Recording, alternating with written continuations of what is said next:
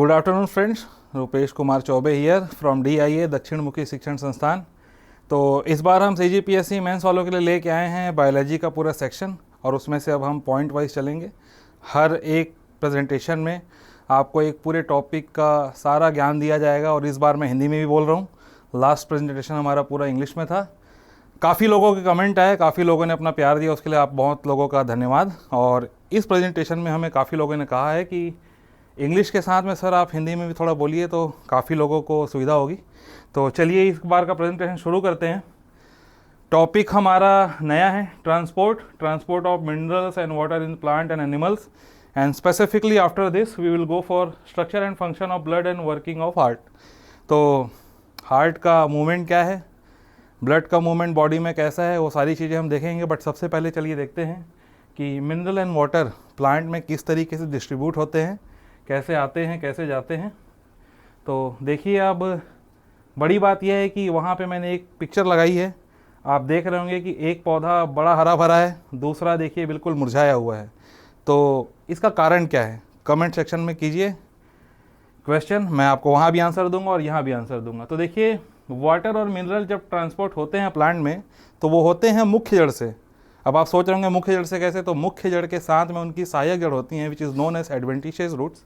और adventitious roots ही आपके मिनरल्स को और वाटर्स को प्लांट के सभी पार्ट में विभाजित करने का, पहुंचाने का काम करते हैं। अब आप देखिए, जैसे कि अगर ये प्लांट हरा भरा है तो आप समझ सकते हैं कि इसको पानी और मिनरल सारी समान मात्रा में मिल रहे होंगे। और वो अगर मुरझाया हुआ है, इसका मतलब ये है कि उस पर मिनरल्स या वाटर शायद ना पहुंच पाए हों। ओके, तो जैसे कि मैंने यहाँ पे, आप में से कुछ लोग नोट्स बनाना चाहते हैं, तो I have written few points here कि किस तरीके से रूट्स अब्जॉर्ब करती हैं मिनरल्स को। अच्छा, एक्शन फोर्स, तो कौन से एक्शन फोर्स के तहत ये वाटर और मिनरल्स का अपटेक करते हैं, that is known as capillary action. अच्छा, कैपिलरी एक्शन क्या है ना, तो जो आपके सर पे बाल है ना, इसके अंदर भी एक नली होती है। एक बाल का एक अगर आप धागा ले लो तो उसको केशिका नली कहते हैं। तो that is known as capillary action. तो जैसे कि आप फ्रूटी पीते होंगे, तो फ्रूटी में जब आप स्ट्रॉ डालते हैं तो वो डायरेक्टली वो स्ट्रॉ के ऊपर तक आपका पानी चढ़ जाता है। तो ये आपका कैपिलरी एक्शन के थ्रू ही पॉसिबल है। ओके, अब देखिए यहाँ पे मैंने लिखा हुआ है root absorb water and minerals in 4 step process. कैसे 4 तरीके से वो करता है वो देखते हैं। पहला है active transport of minerals and minerals into root hairs. तो अभी मैंने आपको कहा कि एडवेंटिशियस रूट्स होते हैं, तो उन एडवेंटिशियस रूट सहायक जड़ों में भी कुछ ऐसे रेशे होते हैं जिसे रूट हेयर्स कहा जाता है। ठीक है, डिफ्यूजन टू द पेरीसाइकिल। अब देखिए यहाँ पे हमने एक इमेज दी हुई है एक रूट हेयर की, जहाँ पे साफ साफ यहाँ पे हमने डिनोट किया है कि रूट हेयर में किस तरीके से वाटर और मिनरल्स का अपटेक होता है। यहाँ पे आपकी एपिडर्मिस है जो बाहरी कोशिका है, फिर आपका कॉर्टेक्स रीजन है, फिर एंडोडर्मिस अंतः कोशिका है, फिर आपका पेरीसाइकल मेम्ब्रेन है। ये पेरीसाइकल मेम्ब्रेन ही आपका वाटर और मिनरल को लेके जाता है अंदर सेल के अंदर, है ना। फिर आपका पार्ट है पूरा का पूरा वेस्कुलर सिलेंडर का। अच्छा, वेस्कुलर बंडल, इन्हीं में आपके जाइलम और फ्लोएम होते हैं जो कि वाटर और मिनरल के अपटेक के लिए रिस्पॉन्सिबल होते हैं। ठीक है, तो आगे बढ़ते हैं। अब देखिए यहाँ पे मैंने एक ट्री मॉडल से आपको समझाने की कोशिश की है कि किस तरीके से plant nutrition and transport system काम करता है। अब आप देखिए यहाँ पे कलरफुल तीर के ज़रिए, है ना, ये जो एरोज हैं इसके ज़रिए हमने बताया है कि ये है आपका H2O मिनरल्स है आपके पूरे सॉइल सिस्टम में, और ये एडवेंटिशियस रूट्स हैं, मतलब सहायक जड़ें। अब सहायक जड़ें क्या करती है कि इन्हें अपटेक करती हैं, है ना, और जाइलम फ्लोएम से अपटेक करने के बाद में क्या करती हैं कि उसी के थ्रू ये प्लांट के अदर पार्ट में पूरा वाटर सिस्टम डेवलप करती हैं, ताकि आपके किसी भी पत्ती, किसी भी तने या फिर किसी भी फूल में पानी की या मिनरल की कमी ना हो। तभी तो फ्रूट मिलेगा ना, ऐसे थोड़ा ही आम खा लोगे गर्मी में। तो चलिए, अब जो लाइट है उसका क्या इफेक्ट है भाई, सनलाइट आती है तो ये सनलाइट आई, है ना। अब सनलाइट क्या करेगी, सनलाइट ये करेगी कि ये जो वाटर एंड मिनरल्स हैं उसके साथ में रिएक्ट करके वातावरण से कार्बन यूज़ करके, कार्बन क्या है, कार्बन एक एनर्जी सोर्स है, तो कार्बन को यूज़ करके शुगर का फॉर्मेशन करती है जो कि प्लांट में डिस्ट्रीब्यूट होता है। ठीक है, पहले फूल बनेंगे, फिर फल बनेंगे, फिर जाहिर सी बात है फल हम ही लोग खाएंगे, है ना। तो इसमें सबसे इम्पॉर्टेंट चीज़ है कि जो मिनरल्स हैं वो रूट से तो अब्जॉर्ब हो जाते हैं, लेकिन जिस तरीके से वो आ भी गए है ना, लेकिन जो आ रहे हैं जा रहे हैं, जैसे हमने एनर्जी फ्लो का सिस्टम समझा था कि energy nether be created nor be lost, तो वो कैसे चेंज होता है, कैसे एक दूसरे से तीसरे फॉर्म में कन्वर्ट होता है, तो वो भी हमें देखना ज़रूरी है। जैसे कि यहाँ पे देखिए मैंने लिखा हुआ है कि मोस्टली थ्रू स्टोमेटा। अब स्टोमेटा क्या है? तो स्टोमेटा वो रंध्र कहलाते हैं जो कि इस प्लांट सिस्टम में अपर पार्ट पे, ये लोअर पार्ट है आपका जड़ वाला सिस्टम, तो अपर पार्ट में ये पत्तियों में छुपे होते हैं एक तरीके से, वो आपको ऐसे आंखों से नहीं दिखेंगे, बिना आपके सूक्ष्मदर्शी यंत्र की सहायता लिए वो नहीं दिखेंगे। तो ये स्टोमेटा क्या करते हैं, ये स्टोमेटा जब वाटर एक्सेस हो जाता है तो उसको निकाल देते हैं, जो कि पत्तियों के ऊपर में एकत्र हो जाती है और वो फिर ट्रांसपिरेट हो जाती है, एक तरीके से वेपराइज हो जाती है। तो इन्हीं सिस्टम को हम ट्रांसपिरेशन भी कहते हैं। ठीक है, तो एक हमारे पास में फॉर्मूला है, ये फॉर्मूला आप में से हर किसी ने सुना होगा कि शुगर फॉर्मेशन है ना। तो शुगर फॉर्म कैसे होती, अब आप देखिए ये है 6CO2 which is known as carbon dioxide, 6 molecule हैं, वाटर के भी मॉलिक्यूल 6 हैं। अच्छा, यहाँ पे 6 ये ज़रूरी नहीं है, ये 12, 18, 24, 36, 72 कुछ भी हो सकते हैं, but the main part is CO2 and H2O when they collide with each other in the presence of light, जैसा मैंने अभी आपको समझाया था, तो क्या बनता है C6H12O6। अब ये C6 कहाँ से आया, ये C6 देखिए, ये C6 है आपका, है ना। फिर ये H12 कहाँ से आया, तो देखिए ये H2 है, तो 2 को 6 से गुणा करेंगे तो कितना आएगा 12, तो हो गया H12। अब यहाँ पे आपका O6 है, तो ये 6 और ये O हो गया O6। फिर बचा क्या हमारे पास में, O2 बचा, 6 बचा, वो आ गया ऑक्सीजन। वही ऑक्सीजन हम इनटेक करते हैं इन अ फ्री एनवायरनमेंट। ओके, तो चलिए यहाँ तक आपको समझ में आ गया होगा। अब आगे बढ़ते हैं। अभी देखिए एडवेंटिशियस रूट सिस्टम मैंने आपको बोला है ना, मैंने आपको ये भी बोला कि ये सहायक जो जड़ें हैं ये बहुत काम करती हैं, तो भाई किसी की तो हेल्प मिलती होगी। अरे आप स्कूल जाते हैं, कॉलेज जाते हैं, है ना, एग्जामिनेशन के जाते हैं, तो क्या पैदल चले जाते हैं डेली? नहीं, या तो आप साइकिल से जाएंगे, ऑटो लेंगे, बाइक लेंगे, कार लेंगे, बस लेंगे। उसी तरीके से एडवेंटिशियस रूट की सहायता करने के लिए होते हैं माइक्रो ऑर्गेनिज्म, सूक्ष्म जीव। अच्छा, ये सूक्ष्म जीव भिन्न भिन्न प्रकार के होते हैं, different type of microorganism available in the root system. तो इसमें कुछ ऐसे होते हैं जो नाइट्रोजन फिक्स करते हैं, है ना, कुछ ऐसे भी होते होंगे जो फॉस्फेट फिक्स करते हैं। जैसे कि आपने देखा होगा न्यूज़ में भी आता है, फलाने जगह में नाइट्रोजन फर्टिलाइज़र की कमी हो गई है ना, फलाने जगह में यूरिया नहीं मिल रहा है। ये सारे प्लांट रूट सिस्टम में अवेलेबल होते हैं नेचुरली भी, और जो हम अलग से डालते हैं दैट इज़ इननेचुरल। दैट्स वाई हम जो भी चीज़ें खाते पीते हैं वो इनऑर्गेनिक कंपाउंड कहलाती, ऑर्गेनिक नहीं कहलाती।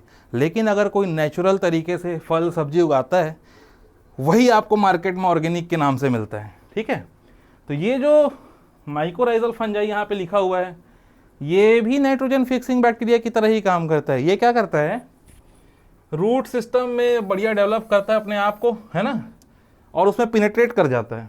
अब वो क्या करता है, इधर से पानी लिया, इधर से मिनरल लिया, उसको दे दिया प्लांट रूट को, वो रूट ऊपर लेके गया, उसने अपना बढ़िया खाना वाना बनाया, नीचे इसको भी खिला दिया, अपना वो भी खुश है। इसलिए प्लांट सिस्टम में ये जो एसोसिएशन है, this is called plant microbe interaction. ये भी एक अलग पार्ट है, बट चूँकि CGPSC के एग्जामिनेशन के हिसाब से एक प्रिलिमिनरी नॉलेज आपको होनी ज़रूरी है, प्राथमिक एक नॉलेज आपको होनी ज़रूरी है, तो उस लिहाज से हमने सिर्फ आपको इतना बताया। अगर आपको इसमें और जानकारी चाहिए, डीप नॉलेज ऑफ साइंस चाहिए, you can contact us, you can get comments over it, we will reply also. तो आप देखिए यहाँ पे सेकेंड पार्ट में देखिए, एक प्लांट बढ़िया हरा भरा है, दूसरा प्लांट छोटा है, तो ये हमने अलग अलग टाइम पे नहीं उगाया है, हमने एक ही टाइम पे उगाया है, बट एक को हमने proper amount of mineral water के साथ में बैक्टीरिया, फंगस, जो भी उसके दोस्त या ना, सबको उनको दिए हैं, इसलिए वो खुश है। अब ऐसे आप अकेले बैठे होंगे, आप दुखी होंगे, 4 दोस्त आ जाए, फिर देखो। अब देखिए यहाँ पे एपिडर्मिस लेयर का एक बड़ा शानदार सा मॉडल यहाँ पे है कि किस तरीके से नोड्यूल का फॉर्मेशन होता है। वो नोड्यूल का ओरिजिनल पिक्चर और ये आपका स्कैनिंग इलेक्ट्रॉन माइक्रोस्कोप खींचा हुआ पिक्चर। तो देखिए कैसे दिख रहे हैं। यहाँ पे आपका जो कॉर्टेक्स सेल है उसके साथ में ये जो पार्ट है which is known as epidermal layer, वो फूल के गांठ बना लेती है, और इस गांठ पे वो किसको जगह देती रहने के लिए? माइक्रो ऑर्गेनिज्म को। ठीक है, तो इस तरीके से प्लांट और माइक्रोब का इंटरेक्शन होता है। ठीक है, अब चलिए आगे बढ़ते हैं। अब देखिए, ये सारी चीज़ें तो हो गई, लेकिन फिर भी कई बार आपने देखा होगा प्लांट में कुछ डिफिशियंसी हो जाती है। प्लांट के कलर देखिए, ये ग्रीन है, ये हेल्दी प्लांट है। अब यहाँ पे कुछ प्लांट के कलर ऐसे दिखते हैं आपको, है ना, कुछ के कलर कुछ इस तरीके से, कुछ के प्रॉपर येलोइश हो जाते हैं। तो देखिए यहाँ पे हमने लिखा हुआ है nitrogen deficient, potassium deficient, phosphate deficient. तो इस तरीके से आपका जो प्लांट है वो डेफिशिएंट होता है, जिसके वजह से ये कलर इस तरीके से आते हैं। ठीक है, कौन सी डेफिशिएंसी? तो प्लांट में जो न्यूट्रिएंट्स हैं वो दो टाइप के हैं, एक मैक्रो न्यूट्रिएंट कहलाता है, दूसरा माइक्रो न्यूट्रिएंट कहलाता है। माइक्रो न्यूट्रिएंट जस्ट लाइक चाय में शक्कर कम लीजिए खुश रहेंगे, और मैक्रो न्यूट्रिएंट मतलब भाई दाल चावल सब्जी भरपेट खाइए, पूरे दिन भर काम चलाइए। तो उसमें देखिए अलग अलग टाइप हैं, carbon, nitrogen, oxygen, phosphorus, sulphur, hydrogen, potassium, calcium, magnesium, silicate, और भी बहुत सारे हैं, है ना। तो ये हमने एक एग्जांपल आपको दिया। आगे बढ़ते हैं। अभी देखिए, कुछ लोगों को लगता है कि इतने सारे चीज़ें याद करने से अच्छा यार एक सिंगल लाइन में कोई समझा देता। तो देखिए हमने वहाँ पे लिखा हुआ है आपके लिए। अब जैसे जाइलम का हमने काम देखा है ना, जाइलम का काम बताया, फ्लोएम का काम बताया। तो देखिए जाइलम का काम क्या है और फ्लोएम का काम क्या है। जाइलम वाटर और मिनरल ट्रांसपोर्ट करने का काम करता है ना। अच्छा, ट्रांसपोर्ट कहाँ कर रहे हैं? Adventitious root to whole plant. फिर फ्लोएम है transport sugar from the leaves to the rest of the plant. मैंने आपको बताया था कि किस तरीके से वहाँ पे खाना पीना बनाया, सबको बांट दिए। तो ये काम फ्लोएम का है। ठीक है, आप इसको राम श्याम भी बोल सकते हो, आपकी इच्छा। एग्जामिनेशन पे आपको अपना माइंडसेट, अपना कॉन्सेप्ट बना के चलना है, ताकि किसी को पता ना चले कि आपने क्या याद किया है। ओके, तो देखिए ऑस्मोसिस भी है, स्टोमेटा भी है। अब ऑस्मोसिस का क्या काम है?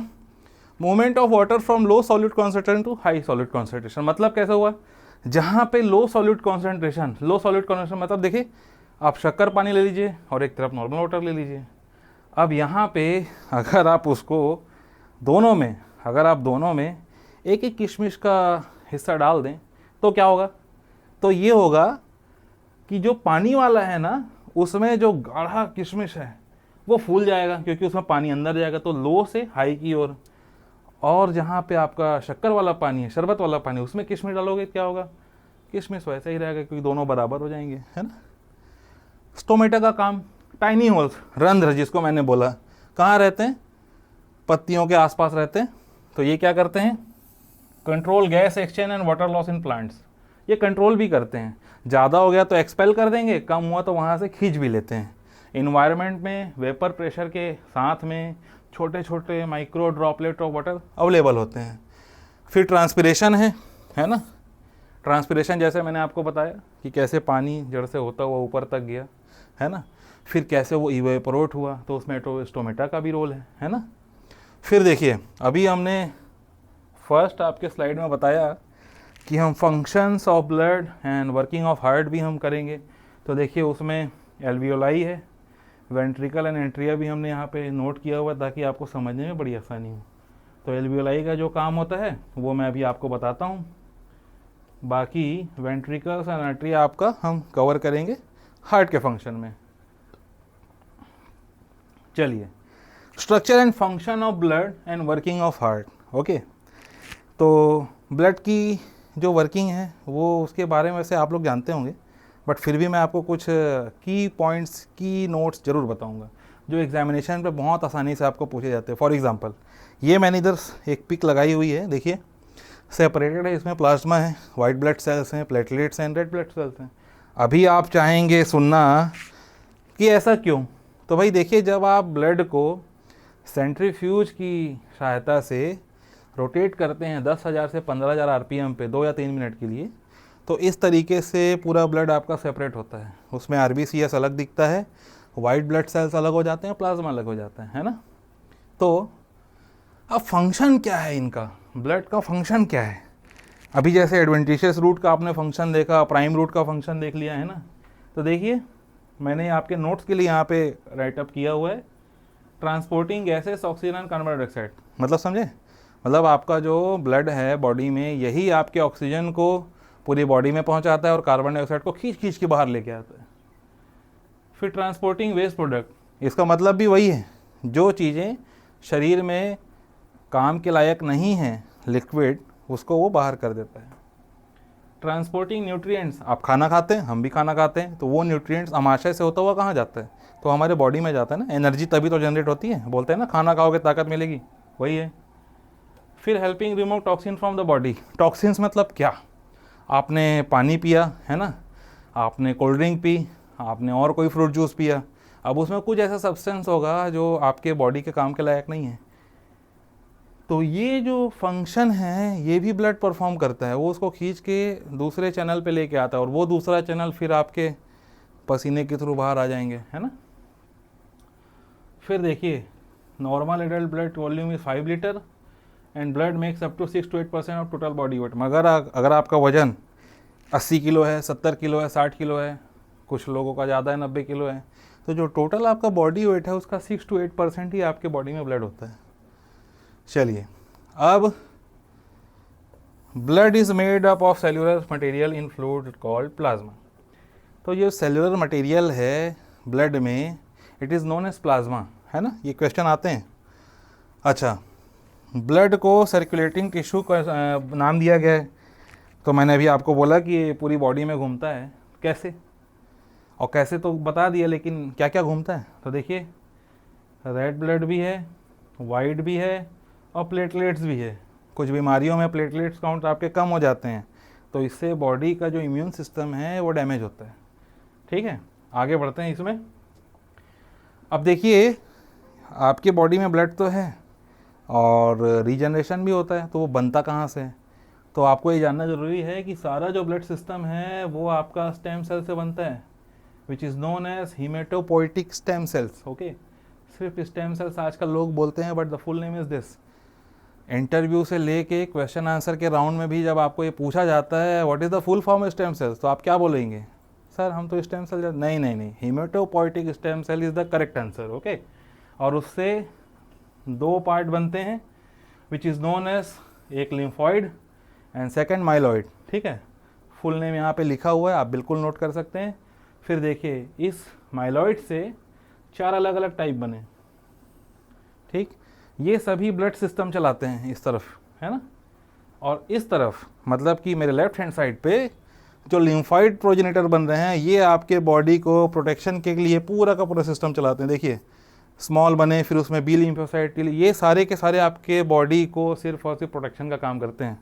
ठीक, मतलब आप समझिए, एक तरफ ब्लड का पूरा वर्किंग है, दूसरे तरफ उसी के दूसरे भाई लोग हैं जो वो आपकी सुरक्षा के लिए काम करते हैं। फिर आता है एल्वियोलाई। अब आप सोच रहे होंगे एल्वियोलाई है क्या, है ना, तो मैंने अभी आपको कहा कि जिस तरीके से प्लांट में वाटर मिनरल का काम होता है, जिस तरीके से वो लोग ऊपर से नीचे, नीचे से ऊपर ट्रेवल करते हैं, तो उसमें सहायक कोशिकाओं का, सहायक जड़ों का काम होता है। हमारी बॉडी में ये जो एल्वियोलाई है ये फेफड़ों में पाया जाता है, ये काम करते हैं। तो कैसे काम करते हैं, चलिए मैं आपको दिखाता हूँ। अभी जैसे ये पानी है ना, अब ये पानी मैंने पिया, प्यास लगी इसलिए नहीं पी रहा हूँ भाई, तो ये पानी अगर मैंने पिया तब ये पानी बॉडी में गया। अच्छा, what is the formula of water, H2O बोलते हैं ना। तो ये जो ऑक्सीजन है, ये ऑक्सीजन मेरी बॉडी में अब उस पानी के थ्रू गया है, मैं जो सांस ले रहा हूँ वहाँ से तो जा भी रहा है, तो वो पानी का जो ऑक्सीजन पार्ट है वो सीधे जाता है ट्रांसपायर्ड होके एल्वियोलर डक्ट्स में। एल्वियोलर डक्ट्स क्या करते हैं, एल्वियोलाई पे भेजते हैं, और एक सिंगल एल्वियोलाई का स्ट्रक्चर हमने यहाँ पे दिया है कि देखिए ये उसके डक्ट हैं कैपिलरी, और यहाँ पे ऑक्सीजन इन हुआ है ना, तो ये ऑक्सीजन मॉलिक्यूल यहाँ पे इन हुआ, और उसके बाद में ये उसके ब्लड के सिस्टम के थ्रू ये रेड ब्लड सेल में मिल जाता है, और मिलने के बाद ये हमारी पूरी बॉडी में डिस्ट्रीब्यूट होता है।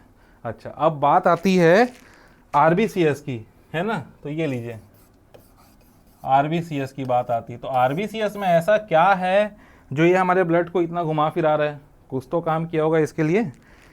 तो इस RBCS में होता है हीमोग्लोबिन, और ये हीमोग्लोबिन का जो हीम पार्ट है ना, वही आपके ऑक्सीजन को बाइंड करने का काम करता है। और इस बाइंडिंग की वजह से ही पूरा ऑक्सीजन हमारे बॉडी में इधर उधर घूम फिर पाता है। ये फंक्शन अगर नहीं किया तो हम लोग ऊपर, है ना, ये काम होता है। अच्छा, उसके बाद में अब भाई हमने ऑक्सीजन तो ले ली, तो CO2 भी डिस्चार्ज करना है, तो उसका काम क्या है? तो उसका काम कुछ ऐसा है कि RBCS में हीमोग्लोबिन है, बट जो RBCS है ना, वो CO2 को पकड़ के बाहर निकाल के आता है।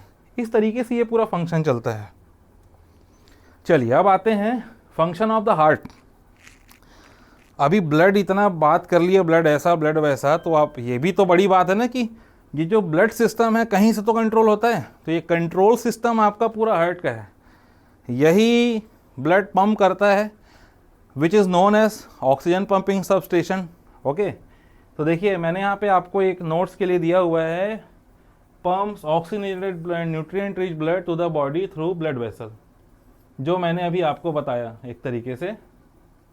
तो अब आप ये समझिए कि जो ये ब्लड एल्वियोलर डक्ट से हुआ, तो ये सबसे पहले हार्ट पे गया। हार्ट में जाने के बाद जो ऑक्सीजनेटेड ब्लड था वो आपका बॉडी पे जाएगा। CO2 वाला फिर से कहाँ जाएगा? नेफ्रॉन में जाएगा। नेफ्रॉन में उसका शुद्धिकरण होगा और उसके बाद में फिर से वो प्रॉपर प्योर ब्लड फिर से हार्ट की तरफ आएगा। किधर से होते हुए आएगा? आपके घूम फिर के एल्वियोलर डक्ट की तरफ से होता है। तो इसीलिए तो ऑक्सीजन उसमें बार बार मिलते रहता है ना। ऐसा थोड़ी ना कि ब्लड को बाहर निकाले फिर उसमें ऑक्सीजन मिलाए फिर से बॉडी में डाले, नहीं, ऐसा नहीं होता।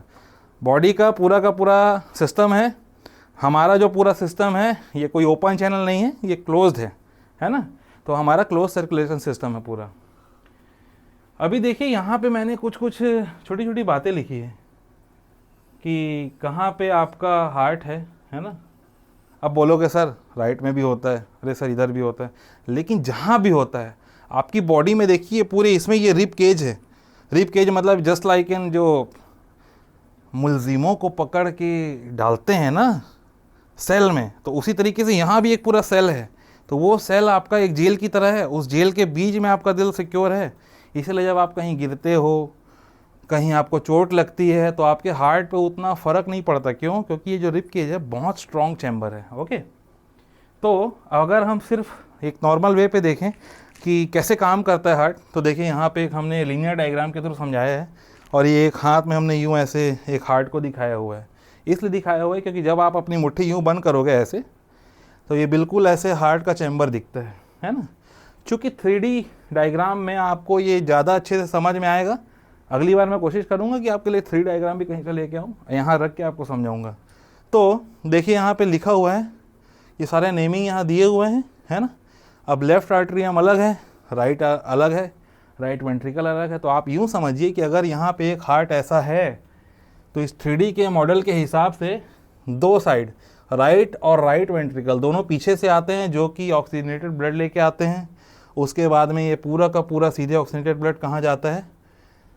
लेफ्ट वेंट्रिकल और आपके लेफ्ट आर्टरियम के थ्रू बॉडी में जाता है, ठीक। और इसी के साथ में आपके CO2 का भी काम उसी में चलता है, वो रिफ्लेक्ट बैक होता है। चलिए अब बात आती है कि जैसे मैंने बोला कि ये साइज़, तो ये साइज़ भी आपके बॉडी वेट, है ना, आपकी बॉडी साइज़ के हिसाब से थोड़ी बहुत वेरी करती है, बहुत ज़्यादा वेरी नहीं करती। मतलब किसी के उसमें से हल्का का दिल नहीं होगा, मतलब आप नॉर्मल इंसान हैं और इंसान की तरह आपके दिल होंगे, है ना। तो चलिए आगे बढ़ते हैं। इसमें 4 चैम्बर ऑफ द हार्ट, जैसा कि आप लोग जानते ही हो, बट अब देखिए यहाँ पे ध्यान से कि ये हार्ट का एक ट्रांसवर्स सेक्शन है। इसमें हमने यहाँ पे दिखाने की कोशिश की है कि किस तरीके से राइट आर्टरियम और राइट वेंट्रिकल यहाँ पे सिचुएटेड हैं, और एक तीर के निशान से हमने दिखाया है कि किस तरीके से ब्लड का फ्लो होता है, ठीक। अच्छा, इसके बहुत सारे पार्ट्स हैं, उसमें आपका एओर्टा है, पल्मोनरी आर्टरी है, लेफ्ट पल्मोनरी, ये जितने साइड लेफ्ट में होते हैं इनको लेफ्ट के नाम से यहाँ पे डिनोट किया गया है। ये गिन के 4 नाम ही, राइट आर्टरियम वेंट्रिकल, ठीक है, पल्मोनरी वेंस, फिर ये सेप्टम भी है यहाँ पे, है ना। सेप्टम क्या करता है? सेप्टम डिवाइड रखने का काम करता है, मतलब डीऑक्सीजनेटेड ब्लड ऑक्सीजनेटेड ब्लड से मिल ना पाए, है ना, इसका सेप्टम का काम ये होता है। फिर देखिए मैंने आपको बोला था कि लंग से होता हुआ आता है, तो देखिए यहाँ पे उसके लिए है right pulmonary veins from right lung, है ना, वैसे इधर लेफ्ट लंग। तो दोनों का काम अलग अलग है, एक ऑक्सीजन मिलाएगा, दूसरा CO2 खींचेगा, है ना। फिर आगे बढ़ते हैं। आर्टरिया सेप्टम वेंट्रिकल्स। अब आप देखिए ये पार्ट है आपका सेप्टम का। अब आप ध्यान से देखिए, मैंने आपको ये ऐसे मॉडल दिखाने की जब कोशिश की थी हाथ की, तो मैंने आपको बताया था कि किस तरीके से ये बिल्कुल ब्लॉक है। One sided opening chamber, second side opening chamber, B से एक चैम्बर के थ्रू यहाँ पे सेप्टेड है, बट वहीं पे एक ऐसा आपका ओपनिंग चैनल है which is known as left pulmonary arteries, जो राइट टू लेफ्ट कनेक्टिविटी दिखाता है। तो वो जो वॉल्व है that is known as pulmonary valve, ठीक है। और जो आपका अपर बॉडी से पूरा ब्लड फ्लो आता है वो आपका इधर से आता है which is known as super vena cava. तो ये वेनस जो है ये इस तरीके से आता है, यहाँ से आपका ब्लड आएगा which is having what, CO2 और O2। आप कमेंट कीजिए, answer I will give you. Okay, फिर आगे बढ़ते हैं इसमें। वॉल्व्स, अभी ब्लड कहाँ से आ रहा है किधर जा रहा है वो कैसे पता चलेगा, तो वो उसमें वॉल्व सिस्टम है। अभी आप जैसे देखते हो ना यूट्यूब पे आप सर्च करते हो, गाड़ियों के इंजन सर्च करते हो, 4 सिलेंडर, 8 सिलेंडर, V8, V16, कितने सारे इंजन आप सर्च करते हो, तो उसमें चैम्बर्स होते हैं, है ना। तो वो चैम्बर्स इस तरफ से लिए गए हैं, हमने गाड़ियों से नहीं सीखा है। ह्यूमन मॉडल अपने आप में बहुत बड़ा मॉडल है, तो यहाँ से उन्होंने सीखा कि किस तरीके से कौन कौन सी चीज़ें कैसे जाती हैं। क्योंकि देखिए हार्ट जो है बड़ा ही सिंपल है और बड़ा ही मल्टीपल सिस्टम है, जिसमें आप देखिए आता है जा रहा है, कहीं मिल रहा है, कहीं सेपरेट हो रहा है, आ क्या रहा है ब्लड, जा क्या रहा है ब्लड, मिक्स क्या हो रहा है ऑक्सीजन, और सेपरेट क्या हो रहा है फिर उससे CO2। तो ये देखिए बड़ा ही कॉम्प्लेक्स सिस्टम है एक तरीके से। तो बड़े सिंपल से वे से हम इसको समझने की कोशिश कर रहे हैं और हम इसी तरीके से आपको समझा रहे हैं ताकि आप यहाँ पे कोई गलती ना करें। तो देखिए यहाँ पे फिर से हमने वही डायग्राम लिया है बट दूसरे तरीके से समझाया। देखिए aortic valve, tricuspid valve, pulmonary valve और मिट्रल वॉल्व। इसको हमने सिर्फ इसलिए दिखाया है क्योंकि हम यहाँ पे भी वॉल्व सिस्टम डिस्क्राइब कर रहे हैं। अभी हमने हार्ट सिस्टम में एक अलग अध्याय देखा, अब ये दूसरा है। देखिए तो ये 4 डिफरेंट वॉल्व की वजह से ही ब्लड फ्लो होता है बॉडी में, है ना। तो ब्लड फ्लो किसके थ्रू होता है, हार्ट के थ्रू होता है। अब ये जो चैम्बर से जा रहा है ब्लड, आप ध्यान से देखिए किस तरीके से जा रहा है और देखिए कहाँ कहाँ से आ रहा है ना। तो 2 अलग अलग जगहों से ब्लड का ट्रांसपोर्टेशन चल रहा है और वन साइड वे से जा रहा है। अब यहाँ से कहाँ जाएगा, यहाँ से ये लंग्स में जाएगा, लंग से ऑक्सीजन उठाएगा पूरी बॉडी में चला जाएगा। फिर आते हैं superior and inferior vena cava empty blood into the right atrium. अब देखिए यहाँ पे ये सुपीरियर वेना कावा है, अपर बॉडी से आ रहा है ना, और ये राइट एट्रियम है। ये वाला जो आपका चैम्बर है, हमने पहले ही बताया था कि हार्ट में 4 अलग अलग चैम्बर हैं, ठीक। उसके बाद में ये पल्मोनरी आर्टरी के थ्रू, लेफ्ट पल्मोनरी आर्टरी के थ्रू सीधे बाहर जाएगा। तो ये जो फ्लो ऑफ ब्लड है ये आर्टरियम से किस तरीके से जा रहा है, यहाँ पे आपका ब्लड स्टॉप होता है, ठीक। जब ये यहाँ पे स्टॉप होगा उधर का चैम्बर बंद होगा, फिर इधर चैम्बर खुलेगा, तब फिर ये इधर आएगा, ठीक। फिर क्या होगा, इसके बाद में फिर उधर बंद होगा, फिर इधर ओपन होगा, फिर तीसरे पे आएगा, फिर यहाँ से बाहर जाएगा। इसीलिए हमारे दिल में लब डब की जो आवाज़ है वो सुनी जाती है, किससे, स्टेथोस्कोप से। ये भी एक आपका क्वेश्चन बन सकता है कि हार्ट बीट आप कैसे सुनते हो। अब देखिए फ्लो ऑफ ब्लड में blood from right atrium passes through the tricuspid valve. अभी हमने बताया कि ये जो वॉल्व है इसके थ्रू जाएगा, तो ये वॉल्व जब ओपन होगा तब ब्लड अंदर आएगा, तो व्हाट इट नोट ये कहलाता है ट्राइकस्पिड वॉल्व। ओके, फिर आगे बढ़ते हैं। Blood passes through the tricuspid valve into the right ventricle. अब देखिए यहाँ पे अभी मैंने आपको समझाया पहले स्लाइड में, ये अभी खुला है ना। जब ब्लड इधर आ जाएगा तो ये बंद हो जाएगा, तब फिर ये फिर से पंप अप होगा। तो यहाँ पे आपके ट्राइकस्पिड वॉल्व का काम जो है वो यहाँ तक है, फिर ये आ गया आपके राइट वेंट्रिकल में, है ना। तो ये राइट वेंट्रिकल से अब लेफ्ट की तरफ मूव होगा। लीजिए, blood flow right ventricle passes through the pulmonary seminal valve. अब ये देखिए पल्मोनरी सेमिनल वॉल्व कहाँ पे है, ठीक। तो ये देखिए यहाँ पे हमने तीर के थ्रू समझाया भी है ना। ये फ्लो ऑफ ब्लड है अभी। फिर देखिए, blood flows through the pulmonary seminal wall into the right and left pulmonary arteries. अच्छा, ये राइट है और ये लेफ्ट है आपका, ये दोनों तरफ ब्लड फ्लो क्यों कर रहे हैं? This is a question. ठीक, इसलिए क्योंकि ये जो ब्लड फ्लो है अब यहाँ पे ये छन चुका है एक तरीके से। अब इसमें CO2 और O2 है, बस वही निकलना बाकी है। तो ये निकल के इस तरफ चला जाता है, कौन सा आपका CO2, और इस तरफ जाता है विदाउट CO2। तो ये किधर जाता है? ये आपका धीरे धीरे लंग पे जाएगा, वहाँ से ऑक्सीजन कैरी करेगा और आगे बढ़ेगा। अब देखिए, फ्लो ऑफ ब्लड में हमने फिर से एक लीनियर डायग्राम के थ्रू कुछ समझाने की कोशिश की आपको कि किस तरीके से वो आउटसाइड ऑफ हार्ट जाता है। तो हार्ट आपका यहाँ पे है ना, मैंने जैसे आपको हैंड मूवमेंट समझाया था। तो फ्लो ऑफ ब्लड में देखिए, blood to the lungs for gas exchange. ये है लंग इस तरफ और ये है लंग दूसरी तरफ। तो आपका जो राइट साइड का लंग है वहाँ पे आपका ऑक्सीजनेटेड ब्लड का फॉर्मेशन हुआ, ठीक, और वहाँ पे CO2 आपका आउट हो गया, ठीक। और जब आपका ब्लड ऑक्सीजन से भरपूर हो जाता है, ऑक्सीजनेटेड ब्लड जिसको कहा जाता है, then it transfer to the whole body. चलिए, right and left pulmonary veins bring the blood back to the heart. ठीक, तो ऑक्सीजनेटेड ब्लड तो आपका चला गया बॉडी में, ठीक है, और जो डीऑक्सीजनेटेड ब्लड है वो कहाँ गया? तो वो वापस से हार्ट में पंप किया जाता है। वाई? फिर से उसके CO2 को हटाने के लिए। फिर pulmonary veins empty blood into left atrium. ठीक, वही बात हो गई कि आपके लेफ्ट आर्टरियम में पल्मोनरी वेन्स ब्लड लेके आती है ना। तो ये है आपका लेफ्ट आर्टरियम। ओके, अब देखिए, blood from the left atrium flows through the mitral और बाइकस्पिड वॉल्व। तो ये आपका बाइकस्पिड वॉल्व कहाँ गया? ये है। इस वॉल्व का क्या नाम था? Tricuspid valve. तो देखिए, 4 चैम्बर हैं आपके हार्ट में, 1 2 3 4, 1 2 3 4। अब कितने हो गए वहाँ पे? कम से कम आपके 2 यहाँ पे वॉल्व हो गए, राइट एंड लेफ्ट, और 2 इधर हो गए, और यहाँ पे एक सेप्टम भी मौजूद है।